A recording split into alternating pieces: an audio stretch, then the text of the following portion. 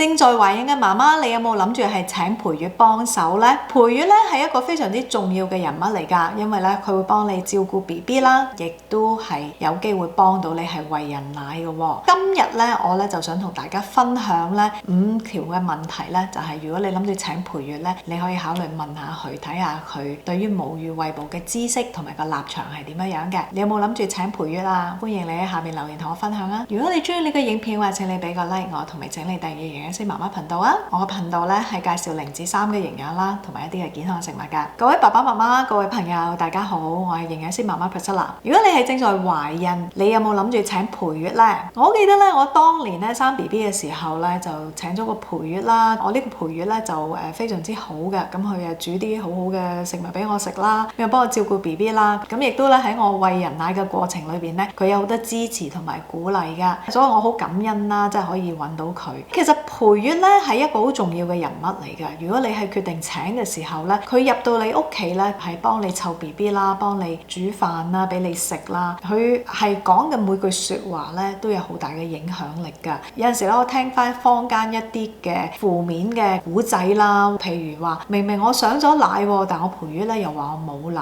咁樣，都會係直接影響媽媽嘅心情同埋嗰個餵哺係咪成功㗎。咁所以咧今日咧，我好想同大家分享啦。如果你係請陪月嘅時候，如果你係諗住餵人奶嘅，咁咧你可以加幾條問題咧問下佢，睇下佢係點樣睇母乳餵哺同埋點樣去支持如果想餵人奶嘅你嘅。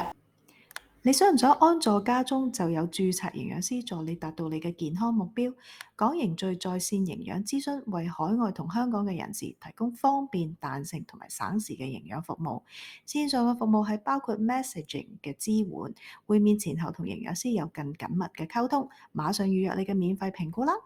咁啊嗱，有5條問題啦。咁啊，第一條問題就係你睇下接受陪月嘅訓練嘅課程咧，裏邊有冇母乳餵哺嘅部分啦？大概有幾個鐘，同埋你學咗啲乜嘢咧？我知道咧，而家喺香港咧，都有一啲嘅非牟利嘅機構啦，佢做一啲陪月嘅訓練嘅課程咧，都特別咧係專注係做母乳餵哺嗰部分嘅。咁啊，如果你嘅請嘅陪月咧，佢係做嘅陪月訓練咧係呢一類型嘅話咧，代表咧呢位陪月咧佢都特別係有心幫一啲諗住餵人奶嘅媽媽，咁佢嘅知識嗰方面咧，亦都有機會係比較豐富嘅。你可以問下佢咧，去接受嗰個陪月嘅訓練裏邊咧，有幾多係關於母乳餵哺，上咗幾多堂啊？大概幾多個鐘？第2條問題啦，就係你自己有冇餵過人奶啊？我當年嗰個陪月咧係餵過人奶嘅，咁所以咧佢知道咧餵人奶咧係有幾辛苦嘅，都因為佢自己有個親身經歷啊嘛。嗱，無疑咧，我哋上一代咧餵人奶咧就唔係咁興嘅，通常講嘅奶粉啦，又高級啦，又係對 BB 最好啦，所以咧上一代咧好多人咧係冇餵過人奶嘅。咁咧嗱，如果你個陪月咧係有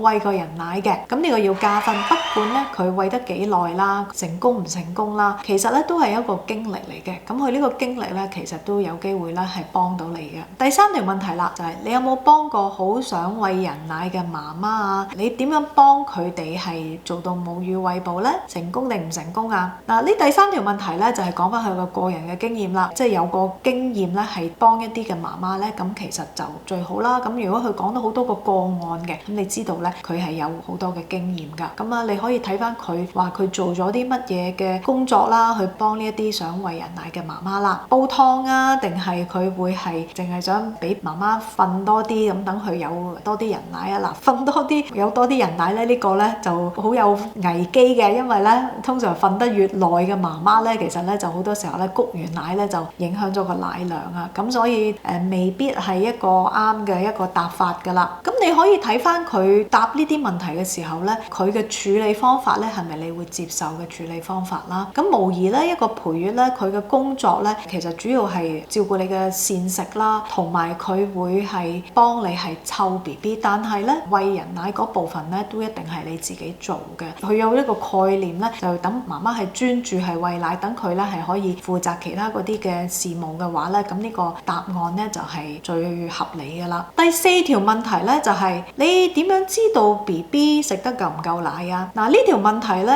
係好基本嘅，亦都係每一個媽媽陪月啦，其實都應該要學識睇咧 BB 係咪食得夠奶啦，唔係話BB 喊就一定係餵唔夠奶嘅。啱啱出世嘅 BB 咧喊係正常嘅，但係咧佢嗰種喊法咧要識得聽係邊一種，係咪肚餓嘅喊法，要睇翻佢識唔識得係講一啲客觀嘅指標，而唔係話淨係話 BB 喊。嗱，客觀嘅指標咧包括知唔知道濕片要有幾多，便便應該有幾多，便便應該幾時轉顏色，咁啊應該係第3日咧轉綠色啦，第5日咧應該識轉黃色啦。呢一啲咧同埋啲便便嗰啲片咧係越嚟越增加，咁呢啲係一啲好客觀嘅指標，咁佢應該咧要好具體同埋好肯定咁會答到你嘅。第2咧就係佢識唔識得話俾你聽，佢要觀察 BB 個表徵啊，會唔會有一啲脫水嘅症狀咧？咁譬如 BB 個嘴係咪好乾啊，皮膚係咪好乾啊？你撳落去啲皮膚嗰度係咪冇馬上彈起？同埋啲便便咧其實咧係咪亦都好乾咧，唔濕㗎啦？咁呢啲咧就會反映翻咧其實 BB 係咪一個脫水？咁佢要識得係講翻呢啲客觀嘅指標俾媽媽，因為以往亦都有好多媽媽咧就話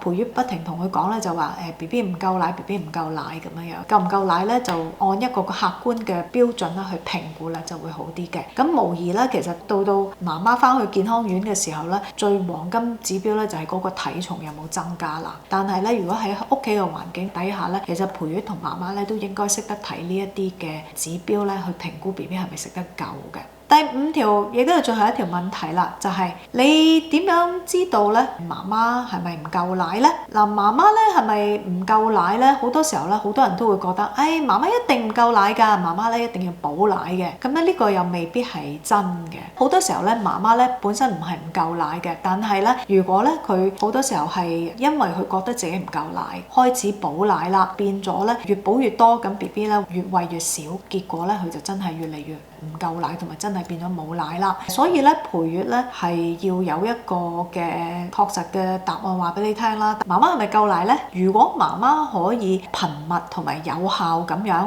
去哺乳嘅或者泵奶嘅，媽媽咧個奶量就會係慢慢咁樣去增加啦。我就唔建議咧陪月話可以試下泵睇下泵到幾多出嚟嘅。好多時候咧其實泵咧特別開頭嘅時候咧就唔係泵到幾多。咁如果咧你自己係話用泵幾多奶出嚟咧，係作為一個指標嘅話，好多時候咧就會自己嚇親自己啦，誤解咗自己真係一定係唔夠奶。咁所以我覺得反而一個好嘅陪月咧，如果你願意咧俾佢睇下你個吸啜嘅情況，而佢又識得睇嘅話咧，佢受過嘅訓練係教佢識得點樣幫媽媽咧係有個有效嘅吸啜啊，點樣擺 BB 啊，就係一個好好嘅陪月啦。咁所以咧大家咧可以喺呢5條問題嘅方面咧係決定咧呢個陪月咧會唔會幫到你係餵人奶啦。固然咧請陪月啦有好多考慮啦，可能個價錢啊或者佢嘅經驗啊，但係咧如果佢係之前母乳餵哺嘅話咧，其實對你係餵人奶咧係會事半功倍噶，咁咧會幫到你手嘅。今日嘅分享就到呢一度。